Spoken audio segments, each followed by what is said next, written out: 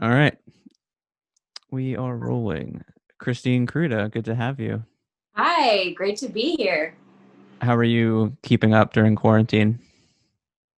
Oh man, lots of phone calls to friends, cooking for the soul, snuggles with my cat. Where are you still in New York? Yeah, I've been at my apartment in Williamsburg the entire time. I just see you just made it out to Times Square. The Instagram Yes, show me.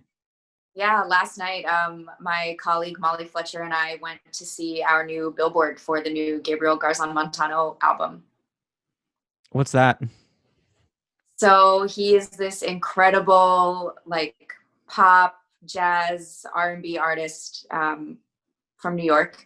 And last year, he and I met, and he hired me to contract and orchestrate the strings, horns, and winds for his new album, Aguita. It was just released a few days ago. And he has a Spotify, Amazon Music, and Apple Music billboard in Times Square. So, really exciting to see it up in lights. What? Yeah, but it's an amazing, amazing work of art. All of the songs are so different and speak to different facets of his artistry. So it's really just an honor to be able to create with him. Well, that's got to be cool just to see, like, not necessarily your name up in lights in Times Square, but something that you worked on. Oh yeah, yeah, it's beautiful. It's the team that brought it to life. And you, prior to all this starting, you were there a lot for Jagged Little Pill, right? Yes, I was. I would say there, for a week or two, and then I was actually in the middle of an Eagles tour right when quarantine started. So lots of back and forth up until March 12th. How are you able to do both at the same time? The subbing policies on Broadway are wonderful. They allow chairs to sub out for 50% of shows if another job comes up. So it's actually really flexible and great environment. Interesting. Yeah. I did not know that. I thought when you were on Broadway, you were there every night, every show. Unless you're sick, obviously. Yeah. Well, during the lock-in period, that's true. And I actually was very sick when we were in our lock-in period leading up to opening and was there every night. And then lock-in ended a few weeks after opening night. So once that happened, we were able to get potential subs in so that the music director could feel them out and see if they really fit the vibe of the show. And then we were able to begin subbing out at our wish. Were you an Alanis Morissette fan growing up? Oh, totally. Every car ride that I can remember with my mom was either the Eagles or Alanis Morissette. So it's wild that now my life is pretty much built around both of those artists. Oh, and the Eagles too. I wouldn't have. I mean, Alanis Morissette, I probably could have guessed, but the Eagles, I wouldn't have expected. Oh, totally. My childhood was Alanis Morissette, the Eagles, Van Halen, Frank Zappa, and Missy Elliott. It's an interesting cross section. Yeah. So you were from the South, if I remember correctly. Where are you from? Yes. I'm from Greenville, South Carolina. My father was from Long Island, and my mother and grandmother actually immigrated from Germany in 1970. Well, how did they meet? My parents actually met right next door to each other. His parents owned the house next to my grandparents' house in Georgia. Oh, nice. That's sweet. Yeah. Yeah. They got married there. It's very beautiful. It's a beautiful love story. Well, how does your music story start? Well, in the South, every little girl plays violin and does ballet. And I was doing the whole competitive dance thing for years and begged my parents to let me learn how to play violin. So they signed me up for like a summer, 2-week summer camp at a local school. And on the way there, there was like a milk truck that had like skidded off the road. So my mom and I sat in traffic for so long. And we got to the camp a few minutes late, and there were no violins left. There was only a cello left. And she said, "We already paid for the camp, so you're going to play this big instrument." And I was so upset. I was like the smallest one, the only girl. The cellos, like, they only had full sizes, and I don't even play a full size now. It was massive. Um, and then at the end of the 2 weeks, I loved it. And here we are almost, 22, 23 years later. At least it wasn't the upright bass, right? Yes. It's interesting. I feel like most people don't end up on the instrument that they started on. So that's a different one. Yeah, I think a lot of people go through changes. I've been in my older age, especially in quarantine, trying to broaden my musical language and pick up some other instruments. I'm really only very solid on the cello, but I'm glad that it's been such a big part of my life since childhood. It's really like brought me to the most incredible places. I've met like the best friends I've ever had. It's changed me as a human. So I'm grateful that it stuck around. What other instruments are you trying to pick up?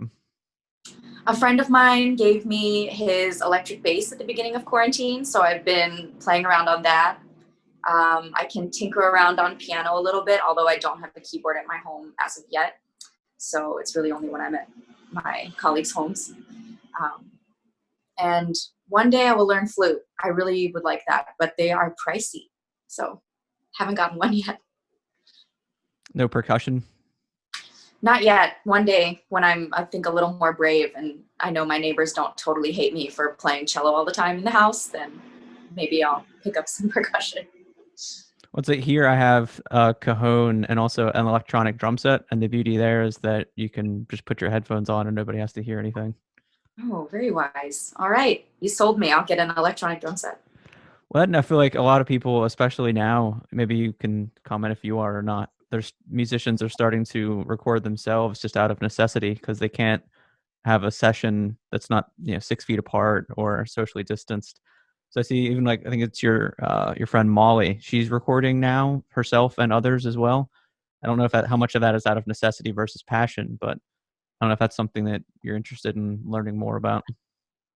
Oh, yeah. I actually worked in a recording studio for about 6 years as a manager and assistant engineer. So, my DAW here is not Pro Tools, which is the one I am like feel most at home with. But I've been trying to learn Logic. I have some great mics and just really been trying to get my home set up, I guess, more comfortable in the last few months, because before this I was working at Engine Room a lot. The past few years I've been working a lot at Miratone in Chelsea, and just I have so many colleagues who own their own studios, so I was never recording at home. So my home setup is not wonderful yet, but it gets the job done. And I've been recording a lot, actually. And I think maybe it's just perception, but you've done a lot at the bunker as well. Oh yeah, I love it there. It's actually right around the corner from where I live. I feel very lucky and hopefully can go back soon. Yeah, the record we did most recently with Christian Machado, we did at the bunker, and I think it was you guys were having a rehearsal right around the corner when we were doing that because Audie came in for like a music stand. Oh So you yeah. guys were right around the corner. Yeah, we were. I remember that. Yeah, it's a great space. Brad Allen Williams and Nolan Thies are great friends of mine, and they do amazing work there. And just visually, it's, I think, one of the most beautiful studios I've ever been inside. I feel like it's like a smaller version of the Power Station Studio A, Yeah, which I mean, I guess they've been down for a couple of years now, being rebranded from was it Avatar, what it was yeah, before. yeah. Yeah, it's a Yeah, beautiful Bunker, I space. feel like it's just a bit more homey, you know. Avatar is great, but it's easier to feel, I think, more comfortable when you're recording in Bunker. It's much more intimate. That doesn't get much better than being right around the corner from you. Yeah, it's nice, especially with the cello. I can easily walk there. It's like when I was living in Harlem, I used to do sessions at Stadium Red. It was right around the corner from me, but now that no longer exists either. R.I.P. There's a lot of them dropping. I mean, even before all of this, it's hard to deal with the rent that comes from a space like that, especially when you lock it in for like 10 years and then all of a sudden your rent doubles or triples because your neighborhood got hot. Yeah, and now with everyone so quickly learning the language to record from home, I'm interested and slightly worried about the future of recording studios as we progress through the remainder of the year into 2021. How professional studios will fare. I feel like the major labels have even sort of switched from how they used to record the entire album at a huge studio for months. Now you track basic drum tracks or the basic tracks, and then everything else everyone does remotely and overdubs. So Yeah. I mean, obviously, Chesky doesn't do that, and we'll get into that later. But it's from an industry standpoint, it has gotten a lot more like get the drums done in a major space, and then everything else you can kind of do from home or at a smaller place. Yeah. Yeah. I've seen a lot of producers and artists on major and lesser labels still creating incredible work where the artist, they'll do like FaceTime vocal production sessions where the artist will be in their own booth with their phone and the producer will be like coaching them from LA and the artist is living in Canada or Australia. I mean, technology is like an incredible place right now, but we'll see what happens in the next 6 months, I guess. Yeah, I mean, not with everything. Do you think it's going to be something where you're doing a lot more stuff from your house? Potentially. I think with solo cello tracking, for sure, it's, I believe, much more cost effective for artists than to have to rent an entire space for a day. But, you know, passion wise, there's nothing akin to being in a room with a group of people all working towards the same goal. So if it's maybe just cello or just violin, I can see working on that from home a lot in the future. But I'd say for larger scale projects or anything where it's 4 or more people involved, artists will be happy to spend the money to get back into the studio because it's heartwarming. So, what brought you to New York? NYU. Okay, so what made you want to go to NYU specifically? Um, Honestly, it was, I don't want to say it was my mom's decision, but my dream for years throughout childhood was to attend San Francisco Conservatory. They offer degrees in chamber music, which was my mega passion as a kid, especially in high school. I went to a boarding school for the arts, and chamber music was a big part of my life then. And I got accepted, and I got a huge grant to go, and I was on my way to the mailbox with my acceptance letter to go to the conservatory, and I was on the phone with my mom telling her how excited I was. And I had auditioned for NYU. My roommate at the time was, or is, this fantastic violinist, and she had said she wanted to audition in New York, and I said, that sounds fun, I'll go too. And I had been accepted, which was great. And I was on the way to the mailbox to tell my mom that I chose San Francisco, and she said, I really feel in my gut that you would fare well in New York. Like, I don't want to tell you what to do, but I really think that you should just take a minute and sit and think about like the 2 directions your life could potentially go depending on which school, which coast, which degree you obtain. And the letters were due that day, so I like sat on a bench like in the courtyard of my school and for an hour and just was thinking, like staring into the distance, and eventually ended up going back to my dorm and getting my NYU acceptance letter, signing it and just mailing it, and came here. And I really can't imagine how my life would have been had I not come to New York. It's given me everything. It really is crazy to think how much of our lives are shaped by the decisions we made as teenagers. Yeah, it's wild. And even as we progress, the butterfly effect is so real. I think about it all the time. Just micro decisions or seconds that go by between you taking a step can really have an effect on your day, week, month, lifetime. You've done a lot of different freelance gigs, albums, live performances. Can you talk about some of the ones that sort of stick out to you from over the years? Oh man, there are so many beautiful moments. um, Something that I actually really loved was meeting Rachel Pasden and being a part of her series called The Hum.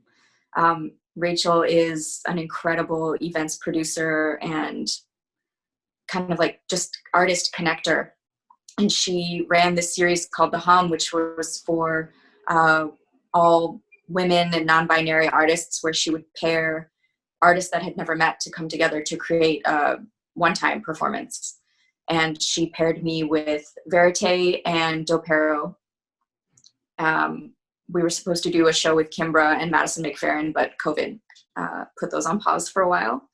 But we created these massive orchestral shows of like 25 women backing up these powerhouse vocalists at National Sawdust. And to be in that space making such a massive sound with these incredible female artists will sit in my soul for the rest of my life.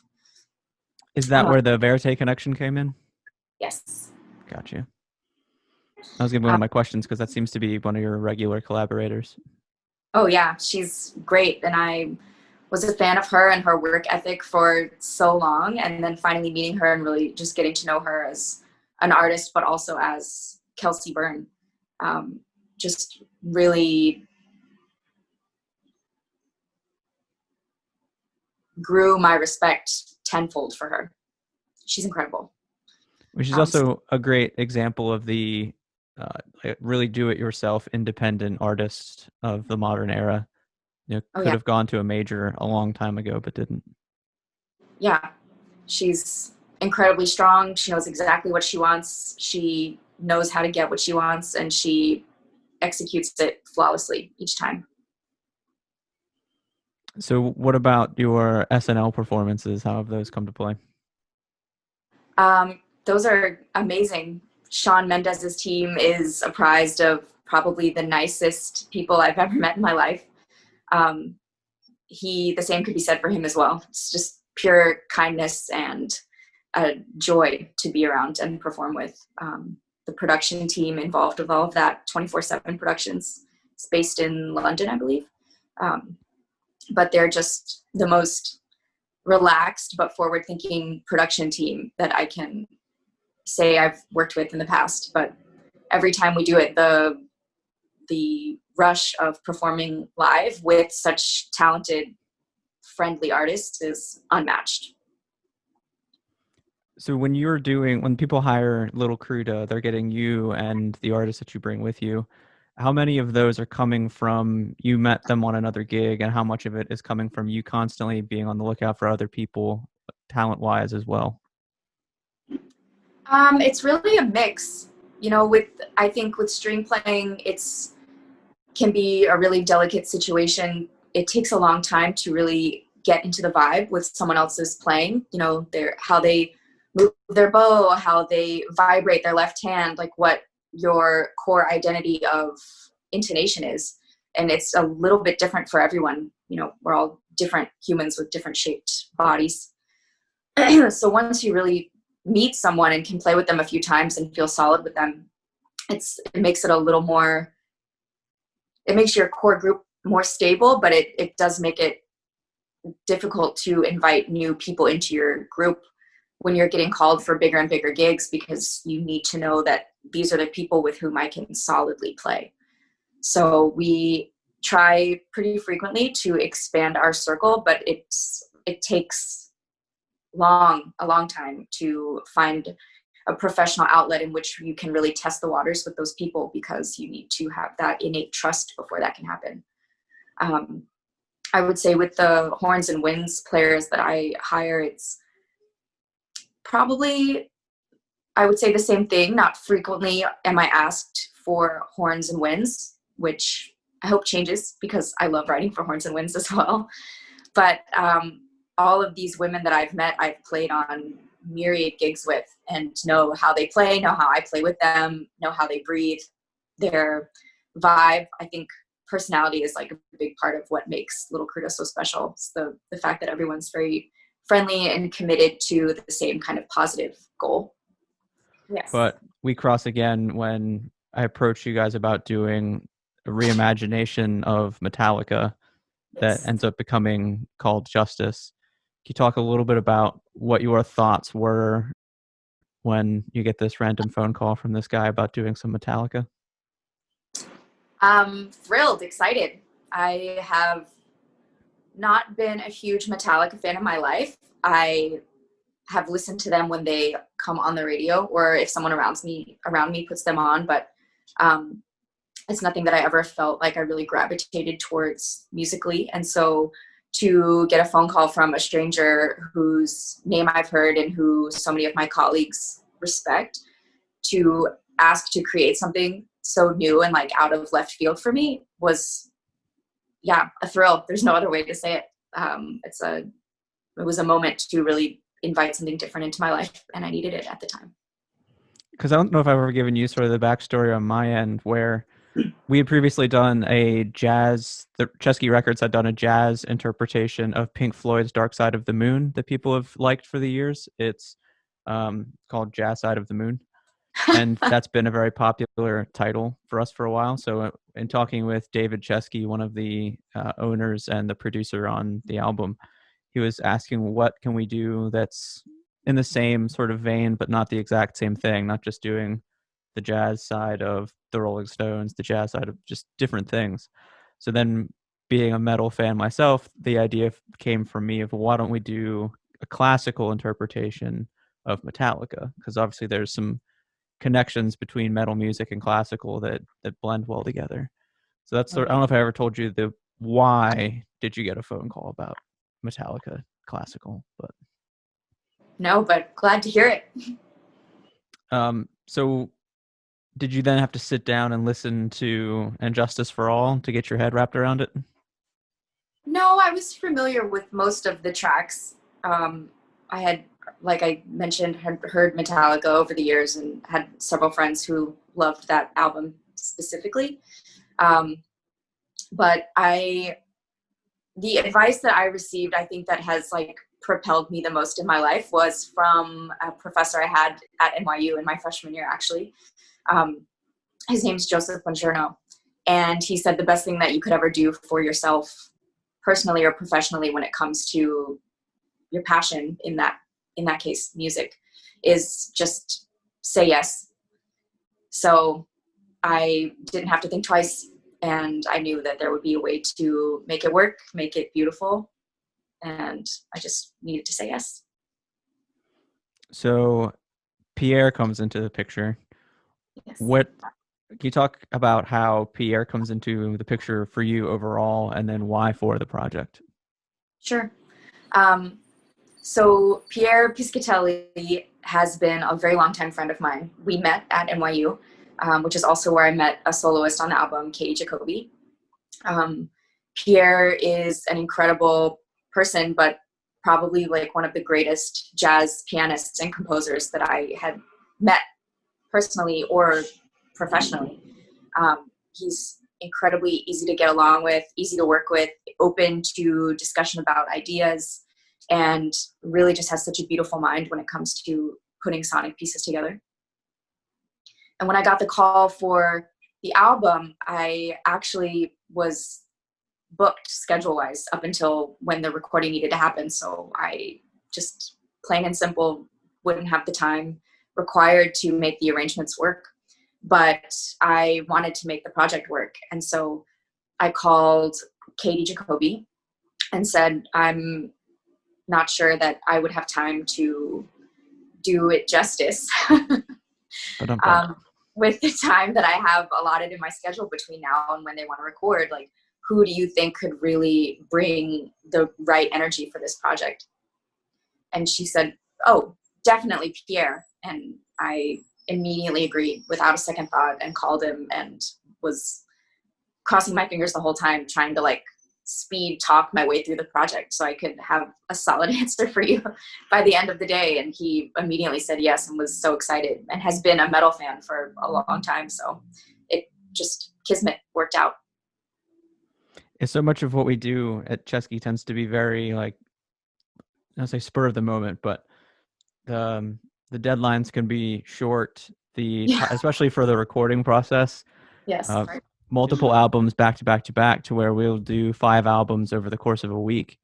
So it can be a lot of pressure filled, short time, turn a project around kind of thing. Which actually, by the time this podcast comes out, this new single will be out that I haven't been able to talk about until now, that we turned around very quickly, and we're going to have a new single out from Casey Abrams featuring Cyndi Lauper. Oh, Great. doing a reinterpretation of Eve of Destruction, a classic song. And Very cool. that came together super quickly. So it's one of those things where we're experienced at turning things around very quickly. So I feel you on the needing to get an answer back to me as soon as possible, because I put people in that situation a lot. No, I love it. It's a thrill of our jobs as artists. I think I mean, having time to make a project, I think, is great. And most people really thrive on that. But I really thrive on very short deadlines. So it was perfect. How did you like getting the album done in a day? I think the best way to do it. It keeps the energy flowing. When an album, I think, is broken up over multiple days with the same group, you can leave, something can happen, you come back the next day and you're not the same person that you were the day before. Even if you just go home, eat dinner and go to sleep, wake up and return, you're not the same person that you were the day before. So the energy is different, the vibe is different. So getting it all done in a day, while it is a very heavy job, I think it really maintains the vibe and the spirit of what you're trying to attain from start to finish. And there's also the business side of things that get into it too, because we have cameras rolling because we're trying to shoot videos. There's photographers on hand because they're trying to get photos for the booklets of the packaging, potentially a cover if we can get a cover out of it, and then there's hair and makeup from your Yeah. session. It's a lot of stuff to try to accomplish in a day. Yeah. But we did it. Here's a genius. And what did you think of have you recorded in a church before? Oh yeah. Many times over the years, but never that one, and never in a space that was so carpeted. They're not typically. No. Most have hardwood or stone floors. Hmm. Yeah, I don't really frequent church that often, so I'm not. That sounds like a very just ignorance question. No, it's definitely not. I too seldom frequent churches, but I have just been in so many, from church gigs or recording sessions, and that is where my knowledge comes from. Gotcha. So you also are nominated for 2 Independent Music Awards, end up winning one for Best Tribute Album. How did that make you feel? Great. It was such a bright spot in the midst of the, I think, most harrowing time of quarantine for all of us. April was still very, I think, dark for most artists when everything had really been stripped away and we were all quarantined by ourselves. I know I personally was not faring well. So to have such a wonderful piece of news come to me and to my team that had worked so hard to make that album come to life was just really rejuvenating in so many ways. And it's obviously it's unfortunate for many reasons, but one of them being that the Independent Music Awards as a production has continued to grow over the years, and they were actually upgrading to where they were going to be using NYU's theater for the presentation. So you, in theory, would have been receiving your Independent Music Award at the college that you went to. Not In to. spirit. I'll receive it in spirit at the old alma mater. But everything serves its purpose, and I actually had a very fun solo acceptance ceremony at my home. So it worked out. So what have you been up to during quarantine recently? During quarantine, I think since then, really after April, I think is when I kind of like kicked my own butt into creating again. So I've been quite busy. I've been arranging and recording a lot for a new at-home series I have called Strings at Home, where I will collaborate with an artist, vocalist, songwriter, and create orchestral versions of their original songs. We have 2 out, one with Anna Shoemaker, who is an incredible singer and songwriter in Brooklyn, and another with an artist, Modre, who actually was the music director for Flow Rida for many years. We have one coming up with an LA-based artist named Morgan. Other than that, I've been arranging and recording a lot for other artists' solo projects. My wonderful manager, Greg Seltzer, has been really helping me put together like such a great team to collaborate with these amazing, amazing pop artists, which is I very think exciting. you also have a new EP out, don't you? Didn't I Oh, see yes. something with like, was it the Quarantine EP? What's it called? Yes. Scenes from Isolation, my Uh, solo cello EP, which is the first thing I wrote, played, recorded between March 12th and May 1st. so was that just try to get back on the horse, or did you have these songs that were just sort of scratching at your head?